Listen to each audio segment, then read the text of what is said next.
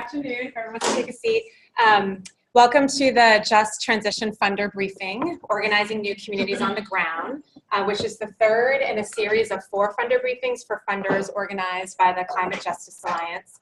My name is Jennifer Summers, and I manage the Energy Efficiency for All initiative here at the Energy Foundation. And on behalf of our partner funders and briefing co-sponsors, the Chorus Foundation, Sorda Foundation, Energy Foundation, the Libra Foundation, Fund for Democratic Communities, the Common Council Foundation, the Overbrook Foundation, Bay Area Justice Funders Network, and the B Building Equity and Alignment for Impact, and the EDGE Funders Alliance. Lots of funders here today. It's very exciting. We'd like to thank you for joining us today to hear our wonderful group of presenters who are leading Just Transition and new economy work in frontline communities. One quick note on logistics. There will be a moderated question and answer session at the end of the briefing, and that we ask you save your questions to the end. For folks on the Zoom meeting, please put any questions that you have in the chat box. There's a lot we're going to talk about today, so without further ado, I'll turn it over to Kwon, who will frame the discussion. Great, thank you, Jen. So I think as we heard from the introductions, there are a lot of people in philanthropy who are interested in this topic of just transition and new economies. So we are certainly not the only one. So I want to just offer maybe like one perspective as we start off our conversation with some of our movement partners, all of whom have been or currently grantees of the Chorus Foundation. I wanted to start with, I think, just our own personal story around how we arrived at Just Transition as a framework that we adopted about 4 years ago. We started 14 years ago in a very sort of traditional climate mode. And our framework was really around energy efficiency and personal carbon footprint. And I think the questions that we asked at that time were really much centered on information and lowering costs. I think that is a set of frameworks that I think is very familiar to a lot of people in this room. We funded energy efficiency upgrades, PACE, ratepayer issues, decoupling, split incentives. I mean, I think we're all very familiar with this terrain, especially if you're coming out of the climate space. And when we started to think about you know, what impact that we had had as a foundation after about 6 or 7 years. I think this will also sound very familiar to other funders in the room. There were some successes and there were some challenges, some very serious challenges as well. But we really asked ourselves, look, we've done okay as a foundation. We thought we were being very thoughtful, but the pace of change around what is going on in the climate is not really meeting the challenges faced by the climate crises that we were seeing as a foundation and as a society. And at that point, I mean, and we had started down this process even before our own reflection process. We started to have much more close contact with community organizations that we had been funding, some of whom came out of the climate movement, but some of whom did not, but were doing climate work. And that listening process was really quite formational and important in the future direction of the foundation. And I think it was really important for us that as we were listening to communities and community-based organizations working on climate, we realized that one, you know, the world is much more complex than we wanted it, what we believed it to be, and the very simple questions that we were asking ourselves. Two, even the questions we were asking ourselves were really bounded by a very narrow worldview of, I hesitate to say, or I'm not hesitating to say because I'm going to say it, you know, a very sort of market-based capitalist worldview of the market will solve everything for us if we just really understood a certain set of narrow incentives around why people act the way that they do. And when we went into communities, we heard that, yes, communities were working on climate change, again, even if they didn't come out of a climate change as their starting point, but communities were also dealing with economic crises, crises of participation in governance, and crises in their democracy. And that while climate was front and center for many communities, that looked very different in different places. people weren't always using the word climate. And sometimes the campaigns didn't even look like the climate campaign from the outside, even though communities really knew that climate was part of the core set of work that they were working on. And when we step back, I think we sort of out of a sense of humbleness in a way, and it's listening to a podcast, it was really interesting. Somebody said, the word humble comes from the Latin word for the ground or dirt. So what does it look like when we put ourselves closer to the ground? We stopped coming into conversations with our preconceived notions of what the work should look like, and wanted to emphasize, well, what are communities working on and why? And why do you have those strategies? And why do you think this is working? And not about coming in with our strategies and our goals around policies, around outcomes. And what we heard from communities was this new thing, and I say almost everything that I have to say and everything that's on our website and everything that we talk about, I think many people in this room know Farhad, my colleague, almost everything we have to say is sort of stolen from our grantees. So the Just Transition Framework was adopted from our grantees, and our current sort of orientation is also very much from the grantee community. And I think the core tenets for us about what just transition means is, one, again, from climate, we started very much from an anti-extraction point of view, is we can't just stop the bad, we have to start building the new. And that it is actually about, both things need to happen at the same time, that we couldn't be exclusive in our focus. We need to be informed and engaged by communities, by what they're experiencing, but also how they're reacting to these situations. And this looks different in different places. And we have to respect the expertise of communities. I think in our former life, we were very much like, oh, we're going to consult experts and we're gonna hire experts to tell us how to move forward with our strategies.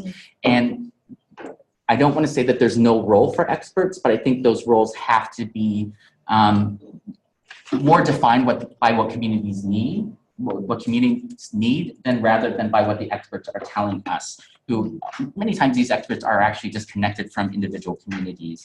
And I think third and most importantly, how do we center power and power building in our work? That if communities are not building power, they can't control their own destinies, and they can't control, be that central voice at the table for what the solutions need to be. They may have many ideas about the solutions, but they can't enact those solutions without power. So I don't want to take up too much time, but I think I just want to close with this idea that I think in philanthropy we often can be smarter than ourselves. And we ask sort of the gap analysis and what's missing. And I think a key change to the way that we have approached our work in philanthropy is not to ask, what can we build that isn't there? So that question of like, what is missing, but what is there that we can build on? Because there is a lot of energy, there's a lot of work, and there's a lot of effective work that's happening in communities. And I think it's our role in philanthropy to listen, to support, and also to ask good questions. We can't go in blindly, but the work is happening there. I think it's for us to be open enough to see and understand what work is there and what our role is in being a partner to support that work. So with that, I want to hand it over to the panelists.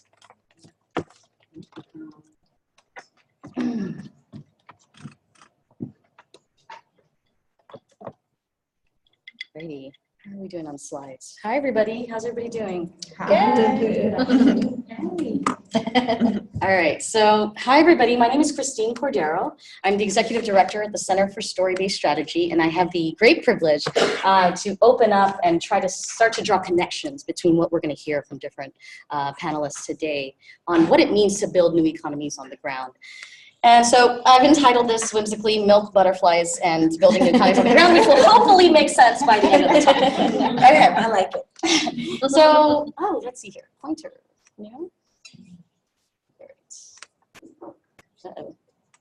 Technical difficulties. Okay, I'll start. Well, I'll start with saying the Center for Story-Based Strategy, very similarly to what Kong was describing for Chorus, it was seeded into how the work of the organization 15 years ago to be involved in climate and environmental fights, and also workers' rights. And over those 15 years, it was like, how do we make more explicit the things we were seeing and the political stance we wanted to take? Because we weren't doing this work just to put out catchy phrases and to win one campaign at a time, but because we believed in a world where all of us can thrive as whole people, where communities and individuals and the earth were in balance, and where people could have meaningful work beyond wages, where we can all have clean air and clean water and a stable climate, and that cultures are vibrant and diverse and not necessarily bought and sold off in pieces, and that there was deep democracy. This is the world we were trying to build, and we weren't just doing narrative just to be smart or to be cute, but because we wanted to actually change things for communities that were feeling these things so desperately on the ground. And so we made that more explicit this year. Unfortunately, there are big barriers to that world we dream of. And the biggest barrier that we saw was that everybody was dealing with this system that we started to call the extractive economy. And this was economy, a way that we take care of each other and the planet that is all about take, take, take. That is all about divide and conquer. That is all about some people get to have more and too bad for the rest of you. And we were like, what would it mean to change that? And part of how that system maintains itself is by telling us that nothing else is possible. Is by limiting our political imagination and saying no visions that you can come up with are worth doing. And so we've been spending the last 15 years working with over 5,000 organizers and activists, over 500 groups, to really think about what is it going to take to reignite our political imagination? What is it going to take for visions of change of something that is new? So how do we get those new economies on the ground? And so we really landed on this of, it really is going to take all of us and an ecosystem of people to build what our communities need. And part of that, and our piece of the ecosystem, is how do we harness imagination to build power? And by power, we mean our ability to influence our direct surroundings around us, whether that's policy, that's the capital and money we have to actually build the solutions we need, or is it the way that we control thought and what is possible? That's what we mean when we say build power. And so I always like to start with a story. That's where most things begin for us. So in the late 80s and 90s, the dairy industry was in trouble.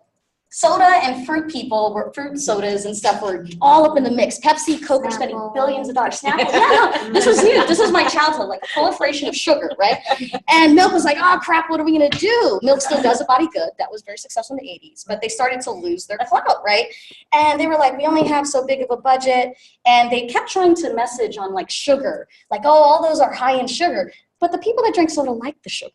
That's sweet, right? And so they had this shift and said, instead of trying to talk to the middle, what would it mean to actually talk to our base and turn our base and our audience into advocates? And they came up with Got Milk. So now people remember this commercial. This is a guy who's eating a peanut butter sandwich and he's trying to win this trivia. Do you remember this? And it was iconic at the time. This is one of the most successful advertising stories in the 90s. And that was because they had a shift in what they were thinking. And there was all this PR advertising talk about how you message to the middle. And it was really about how do you engage your audience and base to then move the ripples out and the middle out. And so I start there, and then they like popularized a bunch of stuff. Look, if you want to be strong like Serena's sisters, you do this. They gave you different options for what getting milk could do in your life, right? It was very vast, from Austin Powers to Whoopi to the sisters. And so I started there because, so my background is actually in linguistics. And I don't like to reinvent the wheel when somebody's already said something good. Some of you might know Anat Shenker-Osorio, who is one of the foremost cognitive linguists. And she says a couple of things that I think is really true, not just because it's based in good social science, but because we found over the 15 years of our work that it works on the ground. And so what we have is, yeah. Oh, here we go. She talks about engaging the base and persuading the middle. And maybe I'm just gonna, yeah, it's maybe just a lag, or you just. No, I don't know why. Okay, repetition and trust, that it is as much about thinking about this as a series and sequences of communication and a conversation with the people you're trying to move, and that it needs to be repeated and come from trusted messengers. And that it's important to understand that while we obviously want to deal with the problems we have, that what we fight, we feed. And that when you are, if you give into soda and sugar, you are actually reinforcing your opposition's message. So what I say then is what we vision, we grow, which is the next point. So I talk about these as ingredients for building new economies on the ground, because when you think about where people are at when they think of economy, it's very narrow. And a lot of people are like, a new economy isn't necessarily possible. So what we found with engaging the base is that there are a lot of challenges and opportunities that we were seeing across the board. So just this year, we worked with over 200 groups in the US primarily. And we saw some repetition of what we were seeing, what people were running into. And this is among people who are doing the work, who have been in long-term fights around shutting down plants, who are building co-ops, who are doing policy. And around new economy, what we found is that folks were like, that's nice in theory, but is it really politically possible? Or our notions of bigger is better and what goes to scale, that new economy is not good enough to go to scale. And the biggest one is there actually is no alternative to what we currently have. And so we see in there a challenge and an opportunity in what is possible. And we worked with different groups to really challenge what does it look like to engage your base when those are what you're up against. So we did a very lovely project with our friends at Black Mesa Water Coalition, who you'll hear about the new economies efforts they have going on the ground. And they said, we have an opportunity. We've really had a hard time engaging youth, young people, and also people that are doing just transition related work, but don't necessarily see themselves in just transition. What would it look like to harness the culture of the Diné Navajo folks and the stories that are actually already embedded in their communities to make just transition mean something to people? So I'm not going to go into this too deeply, but the two things that came out, and these are actually Jahan's drawings, are what would our ancestors do? And then Slay the Monsters, which is directly linked to a very deep Diné story that pretty much is about the power of the sun and fighting deep monsters in the ground. It's a very empowering story, and it's about how do you engage folks there. And then just to talk about getting to scale, I'm going to move pretty quickly here. This was work we did with the New Economy Coalition. We get asked a lot to say, how do you get everybody to do shared narrative? How do you get people to say the same thing so we're more cohesive? And what we found is that the traditional PR model doesn't really work with groups that are actually engaged in communities and in bases that they are accountable to. And so we worked with New Economy Coalition. This was a 2-week.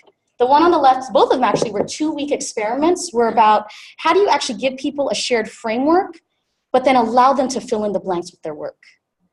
So you'll see on the left are things around new economy actually involves more things and what you work on. And then so groups got to take this frame and then populate it with whatever work they were doing, whatever policy they were moving, whatever organizing fight they were in.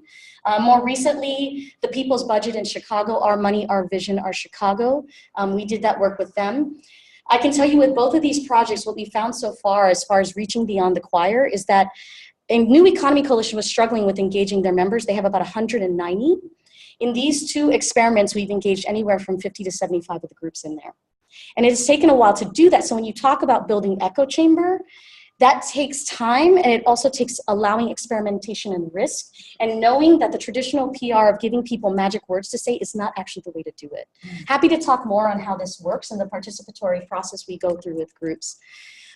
I should have put middle in quotation marks because I do mean the middle is something that we see a lot in polling. Usually it has meant a middle-class white, primarily heterosexual population. And I think for us, the middle means whatever the next ripple out is of people you're trying to reach. And often in our folks, it's sometimes still our folks. Our folks are still in the middle. Our folks are the middle. And so how are we then engaging the base to then ripple outward towards the middle? So I think things are really ripe for the middle. I'm not going to go over each one of these. But these are all taken from recent polling, and as we know with polls, we're here to change the temperature, they take the temperature. So this tells me that just transition as a framework is really ripe. Economy is the top of what people care about. We're in a populist moment where we're talking about governance. People have never had this much confidence in ourselves, in believing in the people's ability to self-govern, because we have so many problems with the federal government right now. There also is a trend in business where there is a huge lack of confidence in big business and a growing confidence in small business. How do we claim our identity as people that are growing the economy and the business on the ground? And for energy, we're even winning on protecting the environment over coal, oil, and gas, and people want solar and wind. So things are ripe there, and I just have a couple of things. I'm not going to get to go over these. Shout out to Jen's work, where there's the crossover. We've been finding that intersectional work is not only what's smart, but it's what's winning, and it's what people resonate with. So when you're talking about climate environment as it relates to housing, as it relates to transportation, when you're talking about work and jobs as it relates to health, as it relates to how we misuse the resources on the planet. All of these things are interlinked, and we're finding that people are actually getting wins and getting bigger and bigger alliances and alignment in the just transition framework. And these are just a couple experiments. The one I'll point out is Jackie for Mayor. In Southern California, the youth wanted to move their agendas, and people were like, the youth have no way to insert themselves into the city's agenda. They ran a shadow campaign and ran Jackie for Mayor, and the issues that the youth brought up shaped the mayoral debates. So what does it mean to do things, right, that allow you to talk about things in a broader sense that then got at health, economy, youth, jobs, in ways that are kind of sideways and people don't expect it? So I said butterflies in the beginning. What do I mean? I'll end here. So in the process of a caterpillar becoming a butterfly, it completely breaks down within that cocoon. And in the caterpillar's body, there lives a set of cells called imaginal cells. They are dormant in a caterpillar's body and tells the caterpillar that you are supposed to become a butterfly. Prior to that, the caterpillar has no conception that it can ever become something different. But the cells within the caterpillar say, you need to grow wings, you need to grow feet, you need to grow this. There's this moment where the caterpillar's body stops fighting it, and the imaginal cells actually link up and say, this is what we're supposed to be. And what's interesting is that the cells are already there, dormant. What does it mean to wake them up, and what does it mean to connect them to build what we need? So narrative ultimately is about maintaining hope and restoring order with imagination, and thank you. All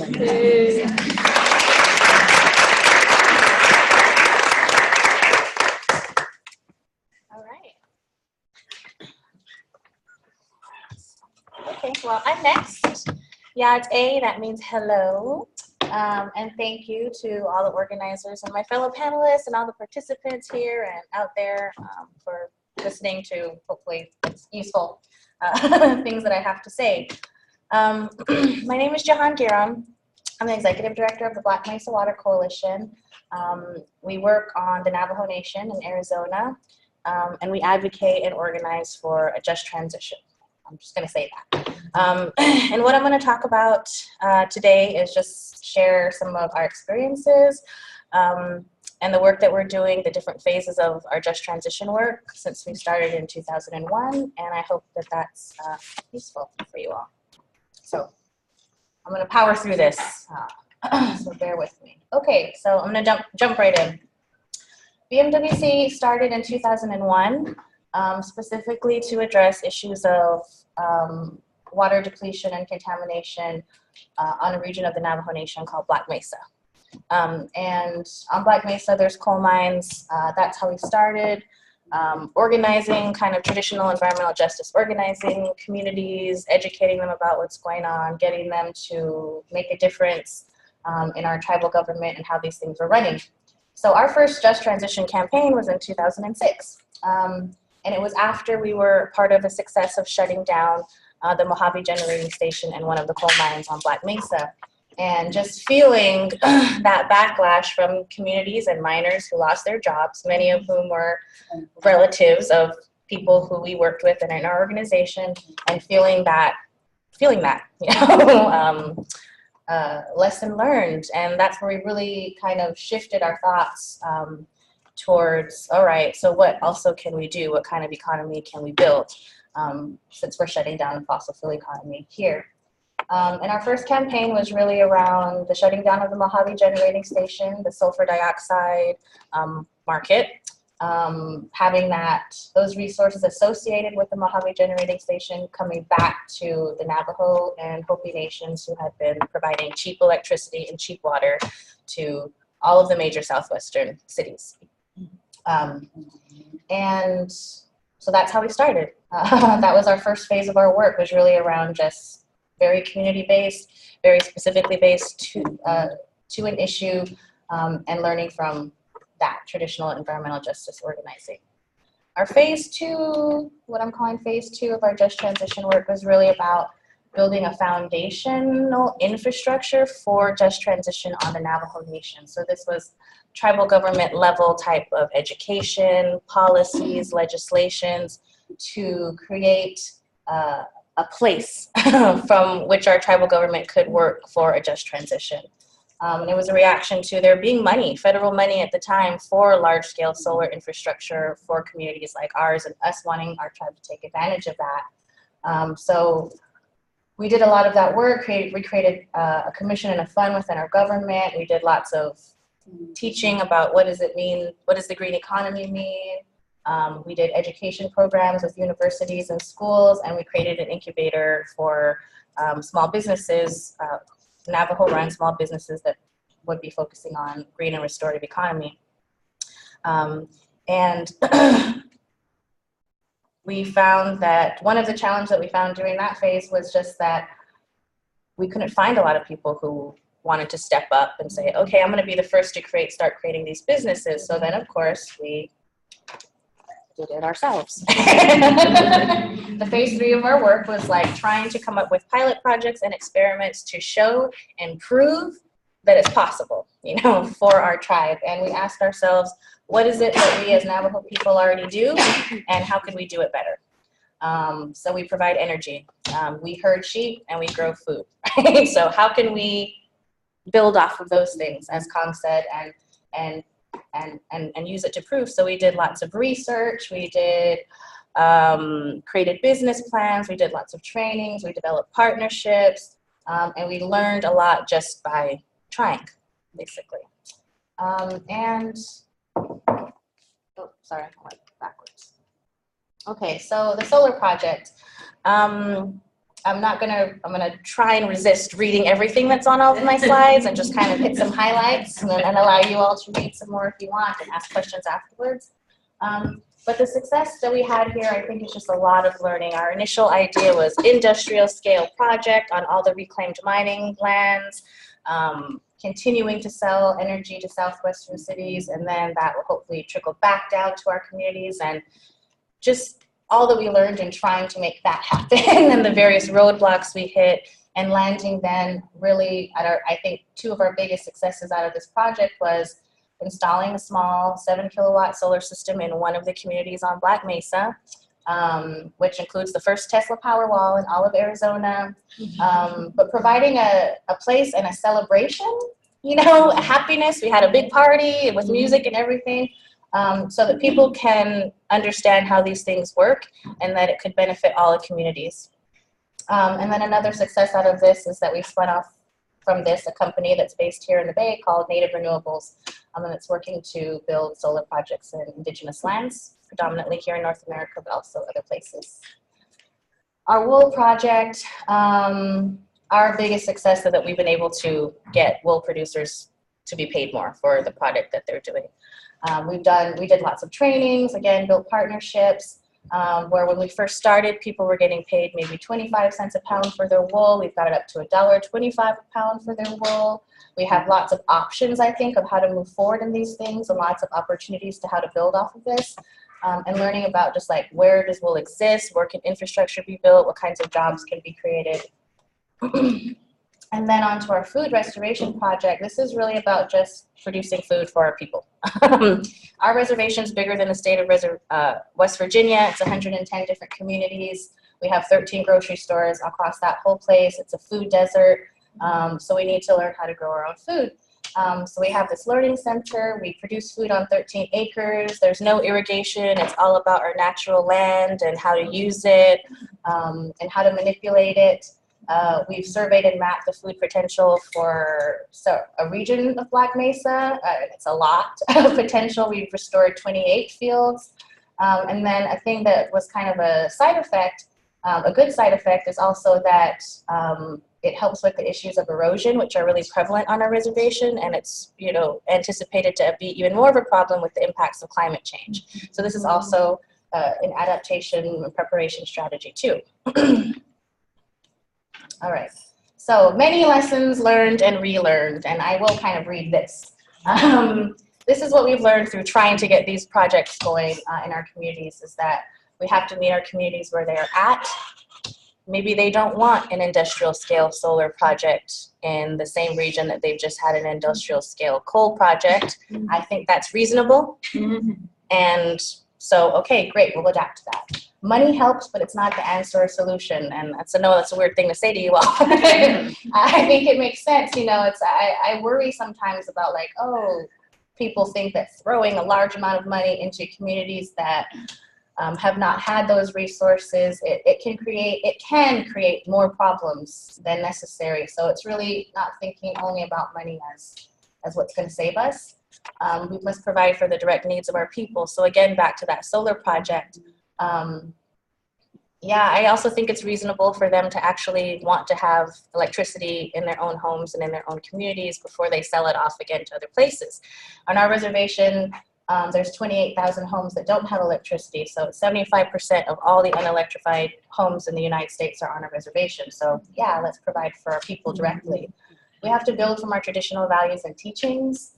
Movement building matters, and movements don't necessarily mean organizations. So we're one nonprofit organization, but there are a lot of other organizations and people and organizers and campaigns on the reservation that we work with who also need to be resourced but aren't necessarily wanting to create 501c3s, and I think that's reasonable as well. Partnership does not mean paternalism, which I think we get a lot of, or another way of saying that is to pick our partnerships wisely. It's all related. Issues of energy extraction are related to issues of trafficking of women on the reservation. So just transition overlaps many different things. Healing is key, or unlearning is important as learning. So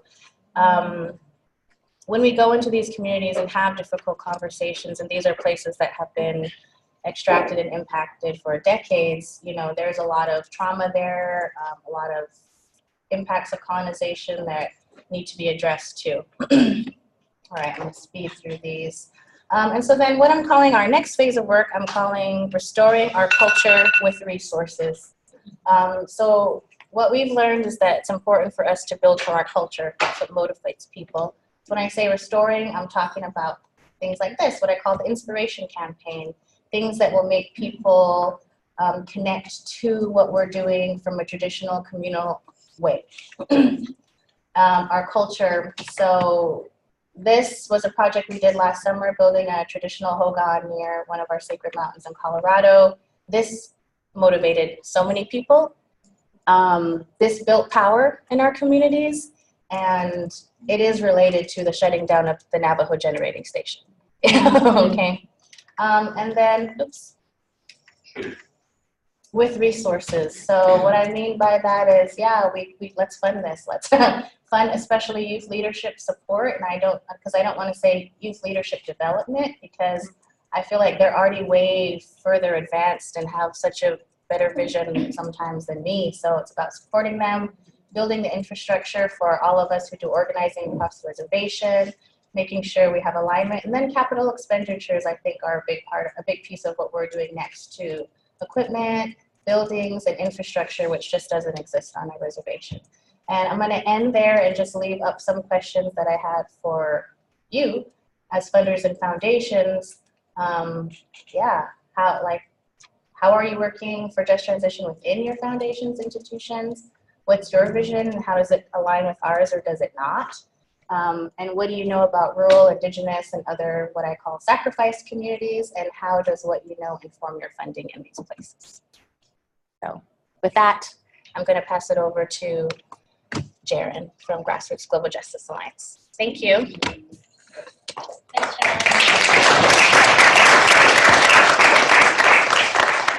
Great. So good morning, everyone. Good afternoon. My name is Jaren, and I'm, as Johan mentioned, I'm with Grassroots Global Justice Alliance, and want to open also by just really acknowledging that it's great to be a part of this process, and I really appreciate the leadership that the Climate Justice Alliance has taken, and really kind of framing that there is this larger ecosystem that has been for many years really developing this vision of just transition together along with our funding partners, our members. So I'm excited to be here and talk a little bit about kind of the piece that uniquely GGJ brings into that.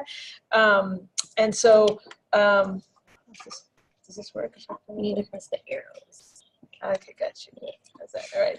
So one of the important pieces to understand around grassroots global justice is that we were really founded in a unique role around creating relationship for deeply rooted grassroots organizations with international social movements. So we're an alliance of, very deeply rooted community organizations like APEN and the Black Mesa Water Coalition.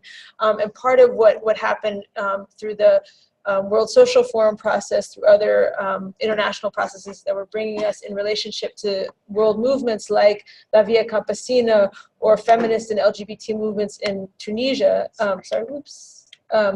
is that we realized that we needed a forum to deepen strategic conversation and relationship with each other. So we see deep value in being able to locally root in a place-based way that everyone is talking about today, and also to, at the same time, look widely and understand the global relationships as well that interconnect our work, especially when we're talking about issues of economic and energy transition. And so we to share the model that I think many people here understand, that that there's a strategic power that comes from deeply rooted grassroots organizations. That it's not just that all of us, I think, share the understanding that people need to be the ones making decisions around what's impacting their lives and the policies around them, but also there's an important place of strategic power that locally rooted frontline communities have. And I think especially when we're talking about these urgent years around the climate crisis, where we know that we have to be stopping the burning of fossil fuels. We have to be directly addressing what's happening with extraction at the source.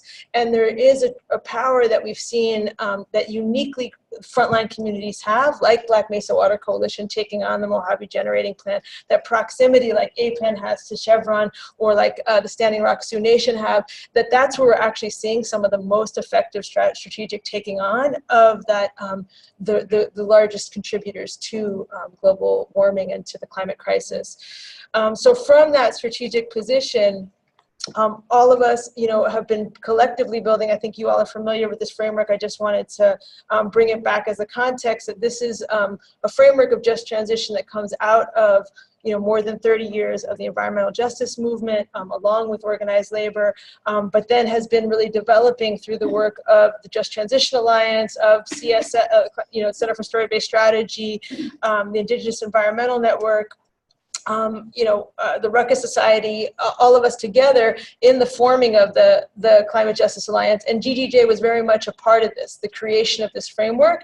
And I think that why it's important to note that is that it's a developing process where our international relationships with social movements is also helping to form this vision. Because I think, there are many ways that the question of energy transition and systemic alternatives is happening globally.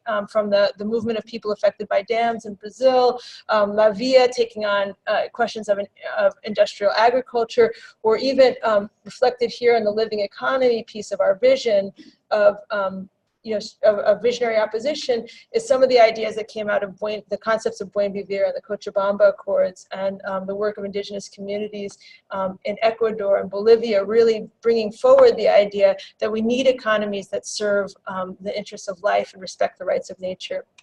So that interplay and that evolution of the work is, I think, one piece that we're contributing. But the other way that we really see that our contribution to this work of building new economies is popularizing this idea. So there's been a lot of interest in just transition, we found it in our grassroots movements, but it's kind of been a buzzword in some ways. People hear about it, they get excited about it, but there's been a real need to deepen what that means. So we've been a part of building out a series of just transition assemblies that give a chance for people to kind of build on the model of people's movement assemblies. They've been fairly large gatherings, like in Jackson, it was at least 200 people, in Portland, a couple hundred people, in Vermont, over 400 people, coming together, really looking at, from their own connected experience in their local community, what would it mean to begin to envision a regenerative economy, a feminist economy, an economy that meets the needs of the people, and also includes a different vision around ecological and environmental issues.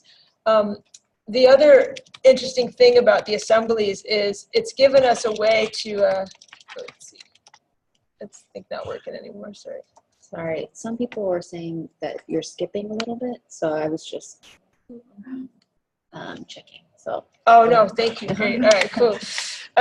So that the model has been applied in every one of these assemblies to the issues of energy and of economy, but also it's been a chance for people to talk about the idea of how do we take a model of fighting what we're against and building what we're for and apply it to other local struggles, because our movements are not single issue, they're not siloed movements. So the assemblies have been another vehicle for that as well. And one of the examples I'll say is in that top photo in Portland just recently, the organization Opal has been advancing around transportation and environmental and ecological justice for that framework for many years.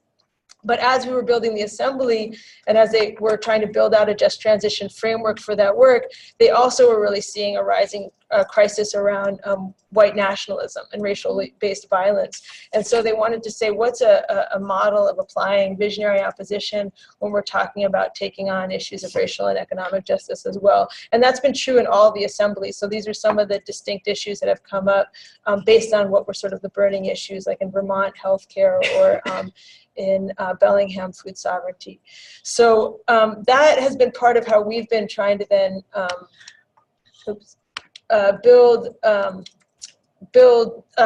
help to build this vision of creating new R-Power communities. So the assemblies have been a way that we've been bringing new organizations in and deepening the idea of just transition and creating a shared understanding of it. One of the things we found is that what they didn't do is create an ability for people to develop a campaign, because of these massive gatherings, several hundred people, a lot of new ideas. It does bring forward the wisdom of folks, but it's kind of more brainstorming from what they know.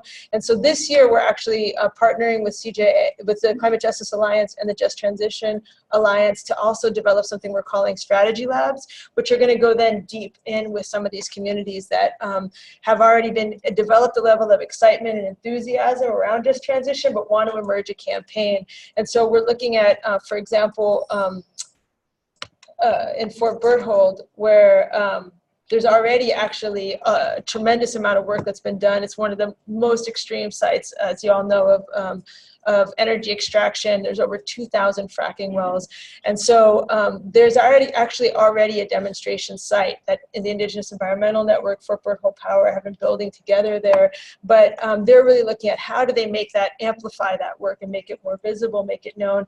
And there, it would actually be one of the most impactful places where if you can demonstrate that just transition can happen in Fort Berthold, it begins to show what's possible other places. So we're looking at doing 3 to 5 strategy labs this year to help strengthen the campaigns that are in development and help build this model of growing to 50 new R-Power communities in the next 4 years. And then lastly, just coming back to then how does this relate to the concept of internationalism? And I just wanted to return that we are finding that globally there's this is a growing interest, a growing model that people may not always use the term just transition, but the question of system change, of alternatives is very live, and that there's a real connection back and forth through having this long-term relationships with groups like COPIN, with La Via, with Amave, with the World March of Women.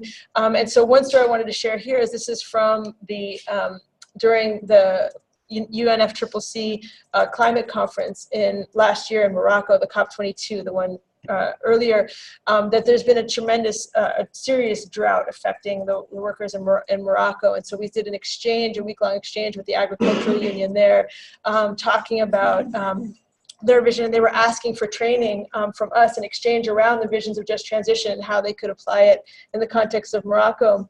And it was the same time when Standing Rock was so live everywhere, and they felt such deep connection to that question of how do we link water defenders globally from the MENA region to the Americas. And that's, I think, where we see that there's a strategic a relationship that we can keep building with one another to then bring those local voices back to the global stage. And so that's the other way that we are really trying to contribute, that then taking these local expertise, and APEN and Black Mesa Water Coalition are 2 organizations that we think are part of the many that need to be heard at the international climate mobilizations, where we can really bring our solutions to the international stage.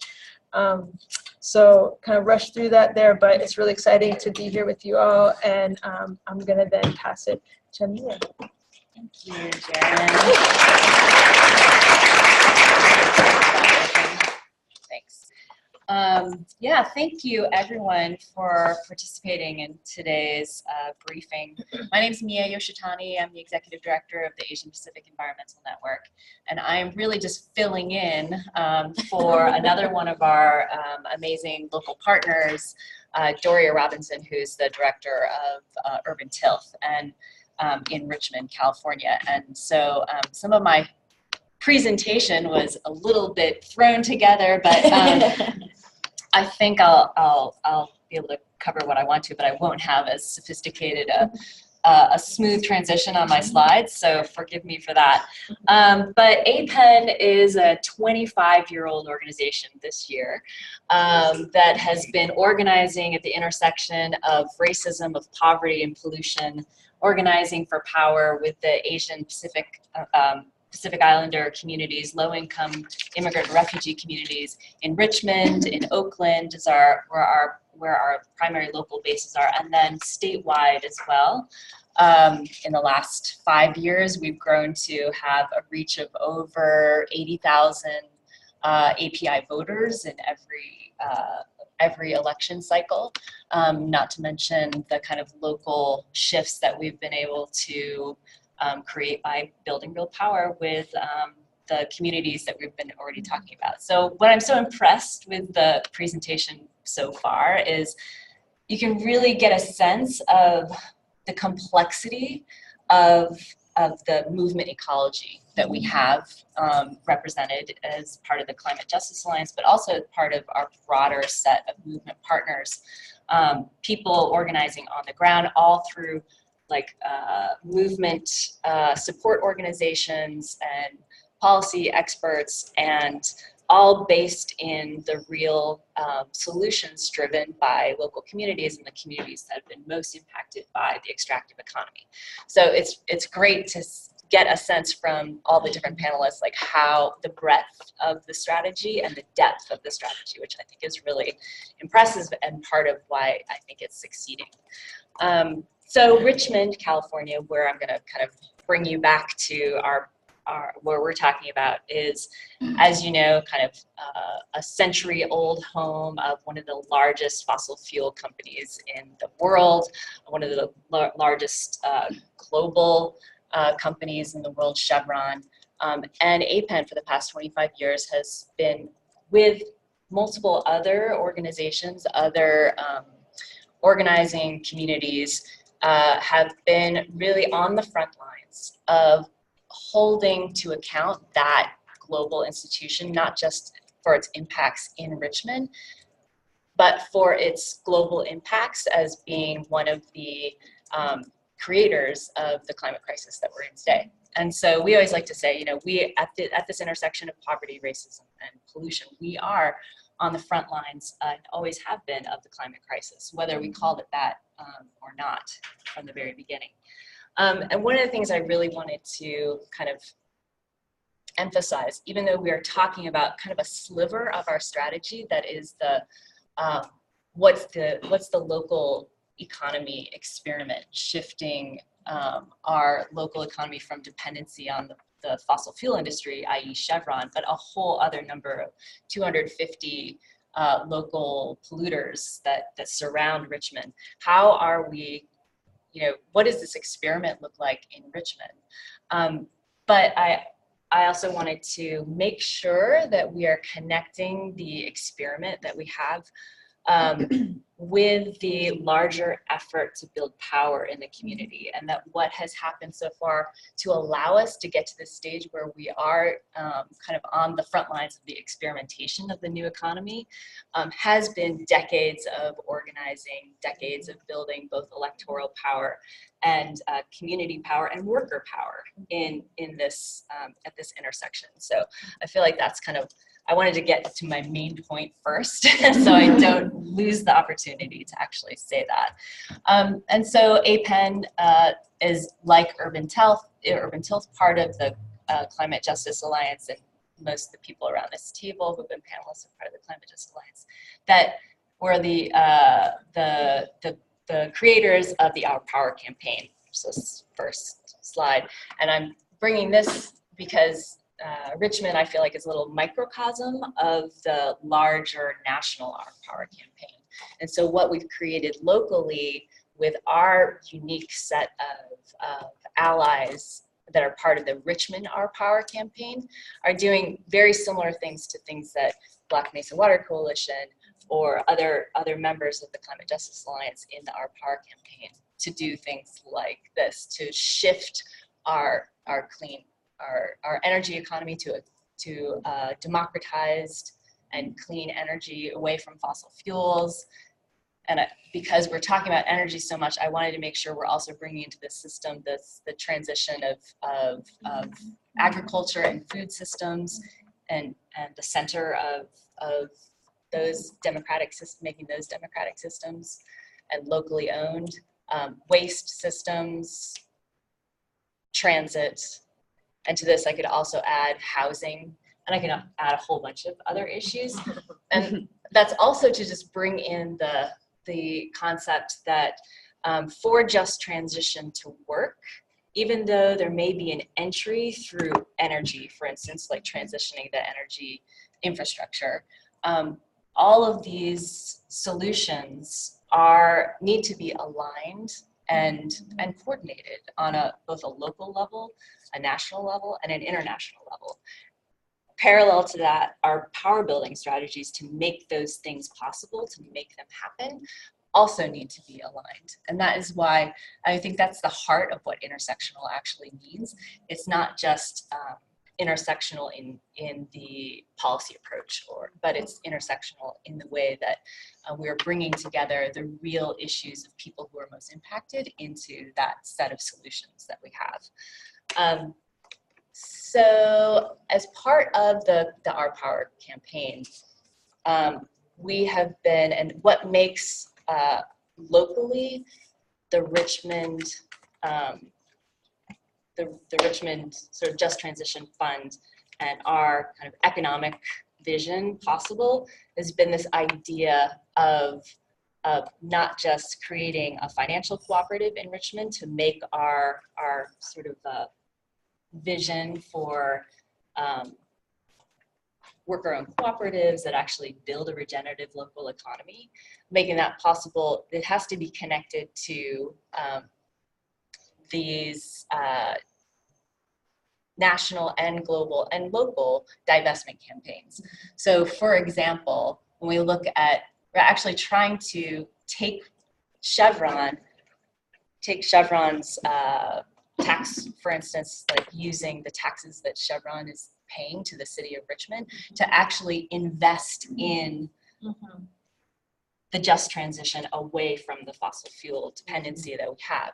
So for both workers and community. And I put this slide up because it doesn't work without both of these pieces. So the organizing for a financial cooperative doesn't work without the muscle of the reinvestment campaigns behind it.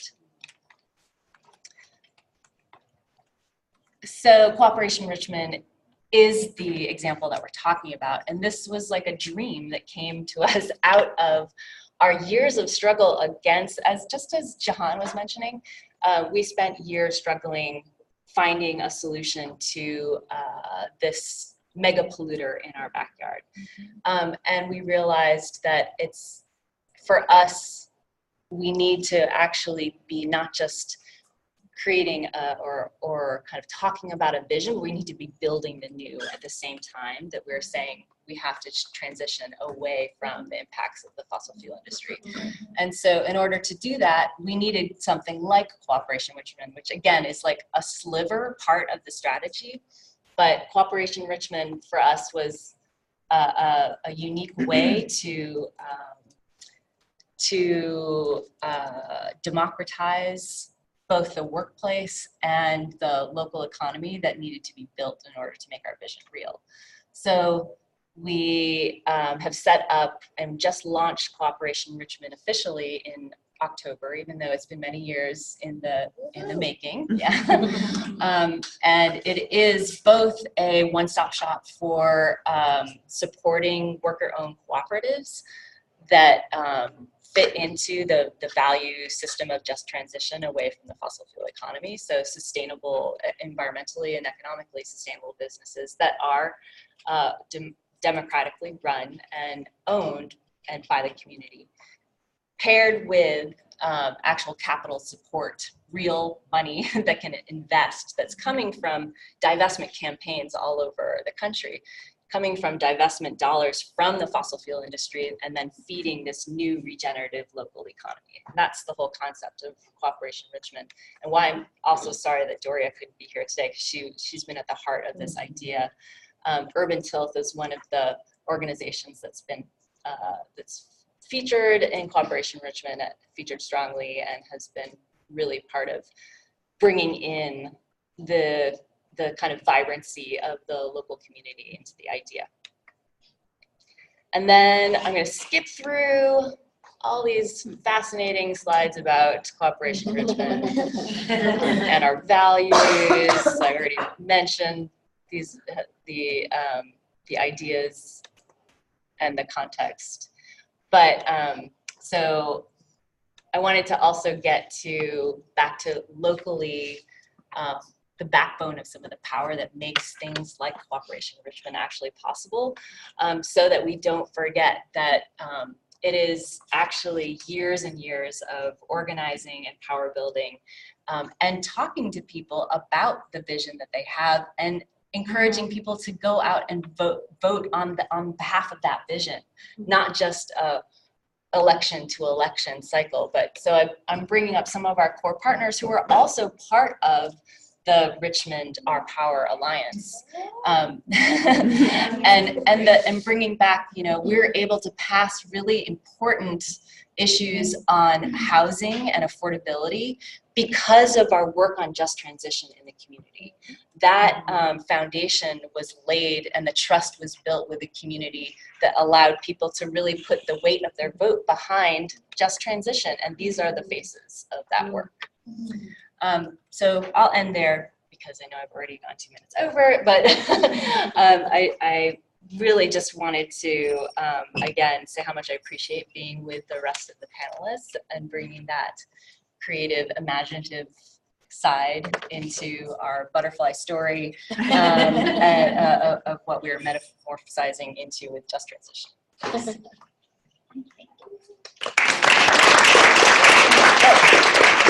And now I am passing it over to Allison. Hey y'all, so we've come to the part of today where we're going to do questions and answers by our brilliant and powerful panelists. I'm just so grateful to be here with y'all. I'm still thinking about the butterfly analogy and trying to digest that every time I see Christine. She has so many nuggets of wisdom that I think will unfold for me for the rest of my life. So I'm just grateful for y'all and this whole conversation. It's really important to be here today. I'm so happy to see so many folks around the table and at home and at work, online, out there in the community. I know we have a lot of folks joining today. So for those of you who I don't know, I'm Allison Corwin. I work at the Cerna Foundation in New York, but we do work nationally. It's a family foundation. Many of our partners around the table have been doing just transition work for about the last 4 years or so.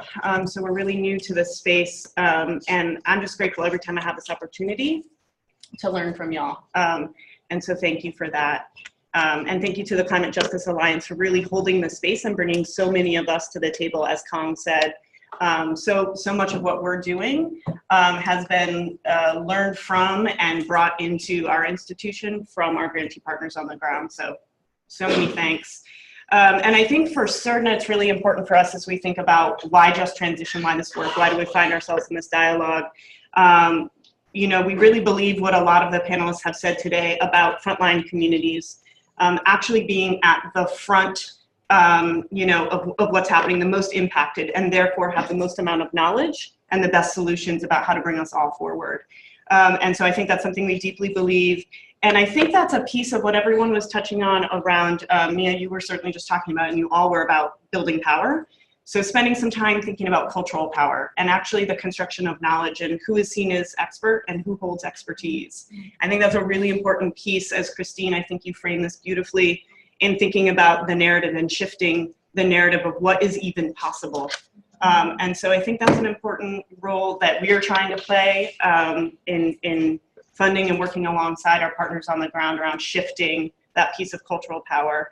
And Just Transition, as all of the panelists spoke about, has really provided for us a framework and a systems level approach to living up to and into and holding us accountable to the mission that we've put forward as an institution at CERDNA around just and sustainable communities. And so it's been a beautiful thing to live into and to learn from and to try to walk alongside everyone. And for us, we're really thinking about how to support folks who are building alternatives, which I think everyone spoke about today, and simultaneously building accountability and holding those currently in power accountable for decisions, and then building democracy. I really appreciate, Mia, you bringing in thinking about how how Just Transition work on the ground has translated to some political wins and what that looks like. So thank you for all of that. And our work is reflected, you know, and I think your work and what we've learned. So a lot of appreciation. And I think, Christine, you said something, I'm paraphrasing, but what we give our attention to grows. And I think it's really important as philanthropy to pay attention to that. So thank you for bringing that. And Christine, I also think you were the first person that brought to my attention in talking about the environment and economy and what do those things have to do with each other. I think you and I were having a conversation about them being twins separated at birth. And so, you know, we sort of jokingly talked about that, but I think we're really thinking about that intersection, and the isolation of those things, I think, is something that oftentimes those that are trying to keep the current cycle of extraction and oppression in place isolate those things very intentionally. And so how do we work at that intersection? So that's enough from me and about the work that we're doing in partnership with y'all. I really want to open it up to everyone online and in the room to ask your burning questions you've been holding this whole time. I think just to get us rolling, I have a lot of questions, but maybe I'll toss out one to everyone because I know you had to move through your presentations pretty quickly, and I think you each touched on the nature of holding a couple of things at once, which is how you're deeply connected to and rooted in your own communities and doing that work, and simultaneously understanding and believing in the nature of doing sort of translocal work with your partners, both across the country and internationally, and the importance of building that power in an aligned way. And so I just want to give a little more space for everyone to sort of answer, reflect, talk to all of us about just the challenge and opportunity that it brings to hold both of those things at once. And obviously the Climate Justice Alliance is a very powerful alliance of folks who understand the connected nature of all of the work. But how is it for y'all to hold both the grounded nature of what you're doing in your communities and at home, which demands, you know, so much of your time and attention and care and feeding, with sort of understanding that you're working translocally with all your partnerships together to build that power? So I just want to give some more space to that for whoever wants to respond. Well, it makes more work. But the thing is that what we know by having done the work for so long, doing the organizing work, if the local organizing work is the heart of APEN's work, the heart of Black Mesa Water Coalition, the heart of so many of our organizations' work, like that, and we are accountable to those members and that community. That anchor is what allows us to then go and fight for policy at other levels, or fight campaigns, or fight for results, or new democracies, or new infrastructure, or whatever it is that's actually really rooted in what our community's needs are in a really fundamental way. And I think it's you know, it's both, it is both something that is extraordinary and necessary at the same time. And it allows us to have a level of expertise that no one else has, because we are the experts of our own experience and our own needs. And without then being able to articulate, you know, the set of change and policy change that is directly connected to that, like then there's always a disconnect, and the solutions are always wrong, you know, on some level, you know, and they're just, or I should say, they're never truly right. They never truly fit if someone else is speaking for you and making those, doing that for you. So I think what's hard about it, obviously, is it's intensely resource intensive. It's very hard to make the time to be both connected in community and build new organizations that create national networks, or that build with internationally. But it's what we've always considered as just part of the work. That's part of what makes the results actually work. I just wanted to add that I guess the way that we've structured our organization, I mean, like, our organization has probably had an average of like 3 staff through all these years. And for the first half of our organization, there was no staff. It was just volunteer staff. And I think we structure it like we often think about, like, okay, I'm the more outward facing one, Roberto's the more inward facing one, and we kind of share responsibility like that and go across. But I do think it's so important, and I think I don't think I need to talk about why it's important to have a base and to work locally. That's what we're committed to. That's the whole point of everything. But I really am an advocate around doing this kind of like national or regional movement building work, because I feel like it's a place that inspires people. It's like they don't want to just hear me and Berto talking to them about stuff all the time. They're like, okay, we know, but I think that's part of what inspires people, is having someone coming in, making those connections and learning.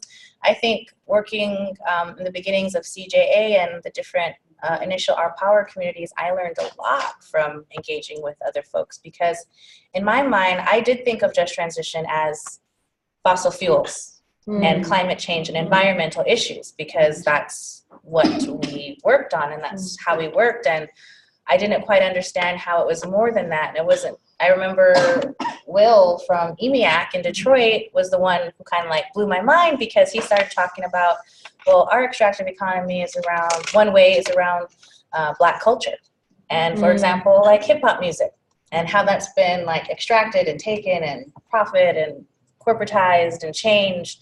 And I was like, whoa, I was like, I didn't understand until that moment. So I think like that's the importance of connecting on that larger level, is it helps us to grow and evolve our thinking.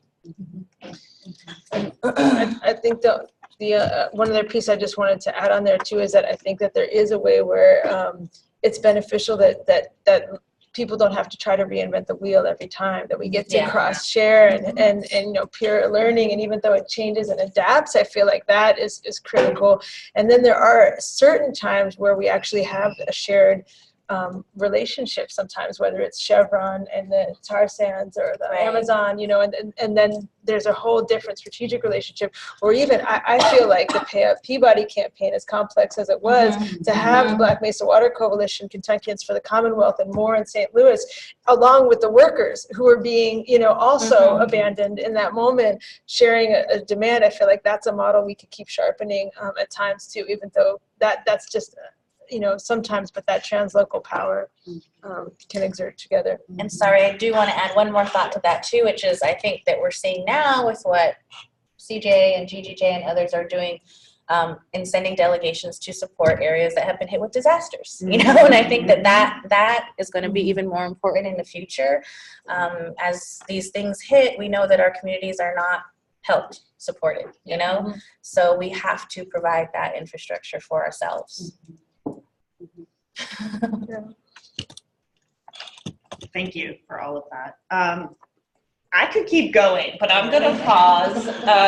Who has a burning question in the room that you've been holding for a brilliant panelist?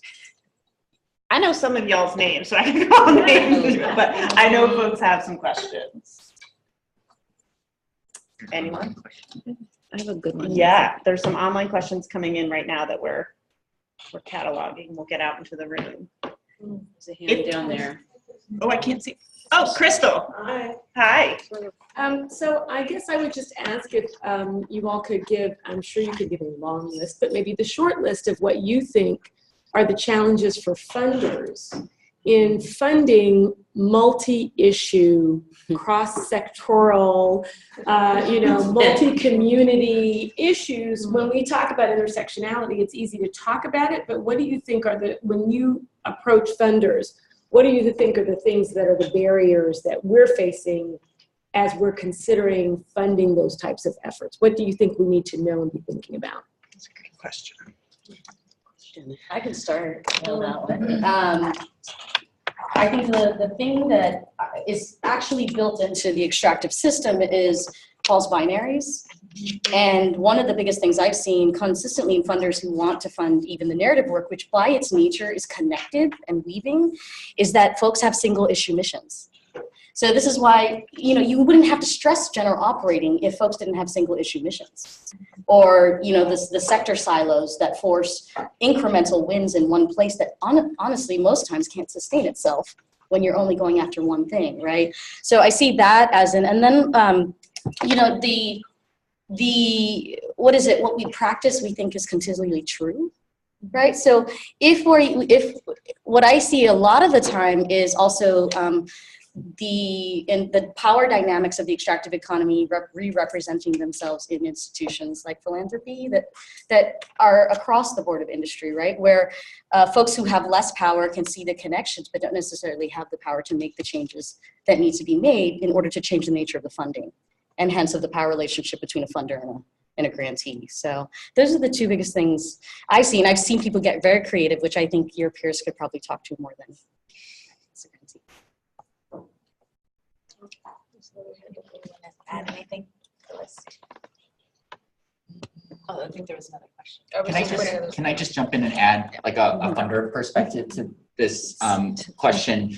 I think one of the principles that we are trying to practice, and I would say our practice is imperfect and is in evolution. So I do think that some of the things we do recreates power dynamic, and we're trying to address it, but it's not the top thing on my list today, including how much information we ask in our grant application process. But one of the our principle that we have is to not let our structures get in the way of what we think is right in terms of moving the resources out of like where we're holding it into communities and organizations that are that need the resources. So, I mean, we have the benefits and just full transparency that, our funding comes from a living donor. Not all of that funding lives in the foundation. So we have the flexibility through the foundation to do it both as C3 grants, as investments, and we're actually quite fluid in how we define those things. And the only difference we see in that equation is investments is money that might actually come back to us, and otherwise it's a grant. We don't really care about payback timelines too much, but we also can give C4 funding and at times funding for candidate races, not through the foundation, but through the donor individually. And it starts from the principle, it's not about our structure, it's about the need that's on the ground, and how do we get resources, and how do we iterate our structures if we start hearing from our grantees. And this is where we need sort of some level of accountability and transparency. Like our grantees tell us when they're having problems with us, otherwise we can't do anything differently. Because we all know the power dynamic is we always are the smartest. Everything we say seems so very great. And I think having the longer term relationships does help break down a little bit, but never pretend like the power dynamic doesn't.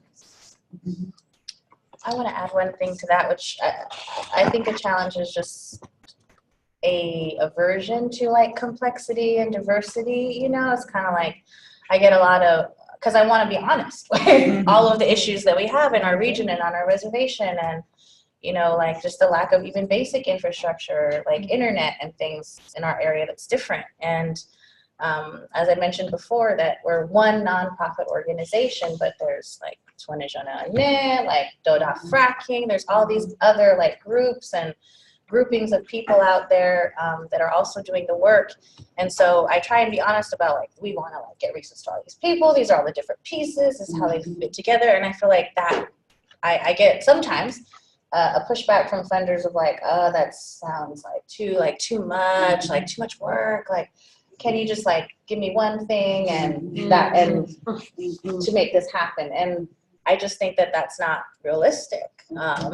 So, yeah. Thank you for that.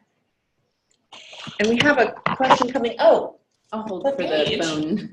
are you sure? Yeah. Okay. Well, we'll go to online question, then we'll Yeah. cue you up, Paige. I just want to say I really appreciate the conversation around holding the complexity of the movement ecology, as you were talking about, and I think in your response just now, listening and holding that complexity. So thank you. So we have a burning question from online. So the question reads, what funding approaches and relationship/alignment work with philanthropy has helped to build the movement and organizing power in this just transition work well? Pause, there's a second part, which is what practices, relationship approaches, and funding strategies have unfortunately undermined the movement work? Lessons we need to learn as funders to be successful and build partnerships that strengthen trust and collaboration. So I think just the two sides of that partnership with philanthropy. What have you seen sort of really enhance and work well in your partnerships, and what has unfortunately undermined the movement work that you're doing? I can start off just by saying, there is a huge difference between the traditional funding system and actually having funding driven by what the most impacted people really need and what they're saying they want. So there's this, and that's a deeply rooted value of the environmental justice movement, of the climate justice movement, that we speak for ourselves, and that the people who are most impacted by any system are the people who both have the best solutions and have the right to leadership and speak about what they think the strategies are that are going to be most effective.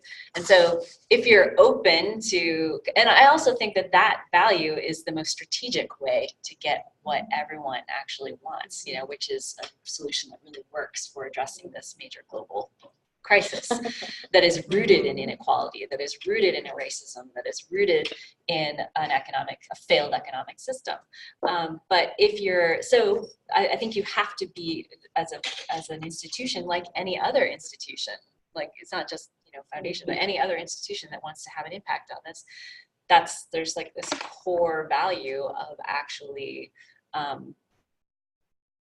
elevating the voices of people who have been most impacted, and that should drive, and that's in a sense part of what Kong was saying, is that they've been trying to do, and I think there are many examples of how those things have worked well, and how true partnership with, if we're supposedly all in this together, right? And where there is true partnership, there's true power, sharing of power, and I think that has led to the results that are actually the most transformative. So I don't mean to be glib. It's not a simple answer, but I think there are many. I don't even know how to go into give some examples of when it hasn't worked well. Let's take. I'll go into it. Just the around energy in particular, the solutions that have not worked for several decades, but we pour billions of dollars into them, regardless as to whether they work or not. That's a perfect example, both in the kind of approaches, the technical solution approaches, as well as the even the power building solutions that those things have offered, and those approaches have offered. So I think I'm not sure how much detail to go into, but yeah. I feel like there's many stories in our region around just a focus and resources going to policies and papers being developed at colleges for Navajo or something, and even our own people do that. Our previous vice president was we need a new food plan and we're going to ask Harvard to do it for us. And it's why? How? Why? It's this real kind of, I think, paternalism and kind of internalized oppression and white supremacy around what you said earlier, which is like, who are the experts? So like I distinctly remember, I think it was like Northern Arizona University was so excited. They were going to like come up with this whole transition plan for Navajo, and their process was really just kind of like going around to a lot of the work that was happening on Navajo, including ours, and then writing about it. And then having a big conference where our president at the time, Ben Shelley, who's crazy and very cold, you know, we're going to invite him and we're going to present this to him and it's going to change everything for you guys. And we were all like, no, it's not, but okay. And in the meeting, they presented to Ben Shelley. He was on his little tablet the whole time, like playing games and not listening. And then at the end, he was like, well, that's nice, but we are a coal community and we only care about coal and that's it, you know? And so I feel like it's just like such a weird disconnect and of outside people thinking like writing a paper is going to solve everything for us. And I see resources go to that a lot. So that's one example of a place, a type of funding strategy that I definitely see in our area that I feel like keeps happening and doesn't work. So yeah. I think quickly, and then we'll get Paige's question in. So y'all go ahead, Christine. You know, we get a lot of requests, I was saying earlier, for top-down, have a group have magic words together, and then they'll move messaging, right? And that will work. And this is an approach that does not work. Even as smart as messaging can be, even when we come up with it, when we're like as close to the movement as we are and we get in there, it doesn't roll. So I tell folks, like, if you allow us to build on what's there, give us the time to create shared language, shared experimentation, and risk-taking, that's an approach that really works. And it may seem small at first, but we will get it to scale. The second piece, and something that I always quote in every space I get to, is Merv Marcano from Blackbird always says, everything moves at the speed of trust. Relationship building is not an indulgence or an option, it is necessary. To move the type of risk we're looking for to get to new economies, you can only risk at the level of relationship that exists. Which means if we aren't paying attention to trust and relationship, I don't care how good your solution is, it's not going to move. We have seen hundreds of coalitions fall based on this principle, rather than whether there's the money or the right smart people, all those things. It's whether or not they have built enough trust and relationship to make big moves together. So when we invest in that and the process to do that and have the right folks there, and or give us the time to build that, that's when, at least through narrative strategy, we've been able to move more things than when people say, come in and give people a box that I want them to fit in, whether it's this coalition or this alliance, and tell them to get in it. Yeah. That has definitely, and for us, that's awkward because we're really bottom-up participatory, and we believe in building from what is in the community, and it won't resonate otherwise. By its very definition, it won't spread. Sharon, did you want to just quickly, that I think that this conversation obviously has been happening for a long time around kind of the funding dynamics, and I think the One Sky letter, the dynamics of Big Greens getting enormous amounts of money, and I think that part of why CJ was created was to create a way where many different smaller organizations within the ecosystem can be seen and visibilized. So I think things happening like the Building Alignment and Equity Initiative, I think we are all invested in that, around trying to shift money to the grassroots, and I think that process is really important. And then I think also some of the really dynamic work happening out of the Reinvest in Our Power campaign and the reinvestment fund. There's a possibility to take money from pensions and, again, like, what is it? I was writing down as you were saying it, non-extractive finance. How do we create for ourselves? And we're creating vehicles, and this is a good time for us to do these experiments together. Thank you for that. And so much wisdom. I know we could keep going on each of these topics. Really important to bring up. So thank you, particularly for talking about the shift of resources and the necessity of that. I think we're gonna take one last question. So Paige, the honor is yours. Yes. Okay. So Paige with the Climate Energy Funders Group, and just quickly, having been in the climate energy space a long time, years and years ago, just transition conversations were very much around bringing labor in. So this is, I think, a fresh way to hear about it. But I am curious how organized labor plays, or is that a kind of a separate just transition organizing conversation? And then secondly, I hadn't heard just recovery and resilience as a part of just transition before, and I think that's really intriguing. Like maybe that's a really fertile space versus somebody who has a job in the coal industry, convincing them there's another job versus how we talk about recovery and resilience. So I'm curious, is that a new concept or in development? I just would like to hear a little bit more about that. And I really hate to do this, but in order to keep us on track, I can only allow one person to respond, and then we can have lots of offline conversations. So I know you all have lots of response to that really great question. Thank you, Paige. Okay, I can try to be really quick because I got looks.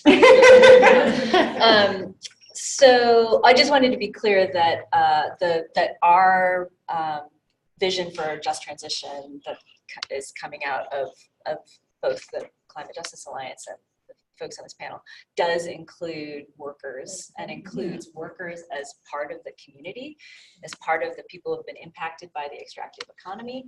And so there are very specific things that in any particular industry that's transitioning, like that particular things that workers will need, particular things that impacted communities that are fence line communities to any polluter or, for example, will need, and we just didn't have the time to get into each of those things, but I did want to be really clear that making workers who have been who both benefited from and impacted by the fossil fuel industry and the overall extractive economy, because it's not just, as Jahan was saying, it's not just about the fossil fuel industry, but workers are a core part of what we consider to be like core constituencies and part of the impacted communities that need to have a voice in defining solutions. And workers need to be made whole when those particular industries or sectors are transitioning into, and that's part of the design of any individual campaign that's driven by a just transition vision. So, and locally, just APEN has had decades-long relationship with refinery workers, with other local impacted workers, whether they be in the service industry or nurses or other teachers, organized labor in any campaign is a key component to how we feel like we succeed. And a quick shout out to Just Transition Alliance too, because like they are a member of CJA, and I think, did really start these first conversations around what Just Transition is, and I think we're kind of taking it and rolling with it. Yeah, and APEN was part of Just Transition Alliance in those early days. So we were part of our collaborative discussions with refinery workers started with the Just Transition Alliance back in 1996 or something. Wow. Yeah. There's going to be a whole forum in Jackson on your question. Which we're going to talk about. Yeah. So that is actually a perfect transition. Thank you, Christine. A just transition. So couldn't resist. Yeah. A few jokes in. Thank you, Paige. Thanks everyone for your really thoughtful questions. I think the power of bringing us all together is always, yes, we're here in this room and online together as a community, but is to continue dialogue and to continue to reach out to each other and work in an intentional way to continue to learn from each other and move all this work together collectively. So thank you for all of the questions. Thank you to our brilliant panelists for your really thoughtful and insightful and wise answers. And I'm going to transition it now over to Amaka from the Movement Strategy Center, who's going to close us out. Hi, everybody. So I have the daunting task of trying to follow these speakers and wrap this up for us. Yes, like Elson said, my name is Amaka Agbo, and I have a pleasure of being the next Economy Senior Fellow at the Movement Strategy Center, and we're honored to be able to support the work of the Climate Justice Alliance. In trying to kind of underscore what we all heard today, I think one of the things I would really lift up is that the ask is that we're interested in finding partners that want to be in deep solidarity, which means sharing both the risks and the rewards of what it means to run experiments that actually move us towards shared prosperity, right? And the part of the experiment is not just in the outcomes, but it's the softer piece of the process. So it's about the relationship and the trust that so many of the speakers have shared over and over again today. And then the other piece that I would kind of just add to the conversation is that even though we're calling this the new economy, it's really about reclaiming the wisdom and knowledge that these frontline communities have held onto for so many decades. And that for us to truly embrace and embody a just transition framework means that we have to listen to, learn from, and be led by the frontline communities that are actually doing the work. And so one of the great opportunities that we all have an opportunity to be a part of is, yes, the Jackson Convening is coming up. The National Just Transition Forum will be held in Jackson, Mississippi by Cooperation Richmond from February 26th to 28th. And sorry. Yeah, sorry. Thank you. Sorry, those speakers. And so we actually have a short video we wanted to show about the work really quickly, if I could pivot. This issue of solidarity economy, I don't think most people have heard that term. Explain what you mean. For us, what it means is trying to develop relationships that are not mediated by the logic of capital. Now, what does that mean? A bunch of fancy words. What does that mean? Jackson, Mississippi, I want to give y'all just a bit of a context. What we're dealing with in Jackson is that the folks who stayed and faced terror on a daily basis through Jim Crow and through just a system that didn't see their humanity. Because there's a pending threat of gentrification. And there's not a lot of capital wealth, but there is a tremendous amount of talent. There's a tremendous amount of energy. With folks staying, it also meant that people have a tremendous amount of resilience, ability to do a lot with the very, very little. The purpose of this get-together is to rise Jackson up and to escalate the understanding of what cooperatives are all about. A group of individuals come together, but they pull their resources, number one, together, and then they create a democratic structure by which they manage the enterprises together. And what we do, we're a network of worker-owned cooperatives that are aimed at building economic democracy. Trying to figure out how to work with each other in a democratic manner. And we see that happening by us being in control of our own labor. First and foremost, I don't view my engagement with you or anyone else as purely transactional. That both of us have, when we come to the table, some intrinsic value, and we should find ways to exchange as equals within that relationship.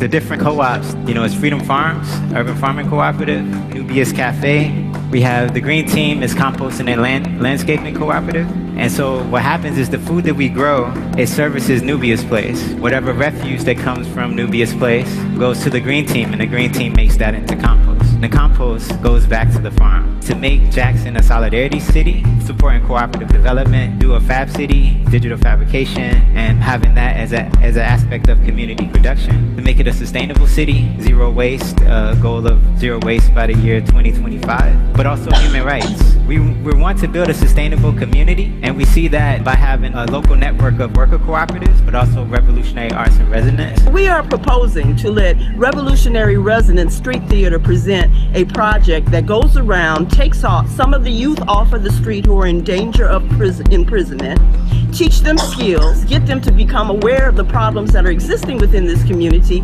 and then have them take it to the streets to mobilize the folk.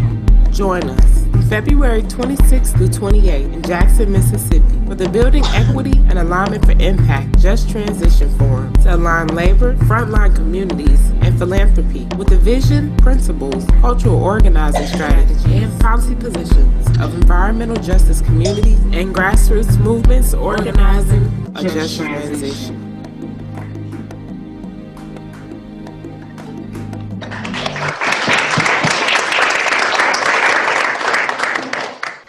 Thank you to the Building Equity and Alignment for Impact Initiative for hosting that convening. A couple of other events I would put on your calendar. This is the third in 4 different series of gatherings that CJ is hosting on Just Transition. The next one will be in March in Houston, so please make yourself available to participate in that. And then the Indigenous Environmental Network is having the Protecting Mother Earth Gathering, June 21st to 24th. And then lastly, we will also have, going through my notes here, the It Takes Root Summit will be happening September 2018. So please make it a point to be a part of these conversations as they continue to be the places for us to deepen connection and relationship with one another. Thank you.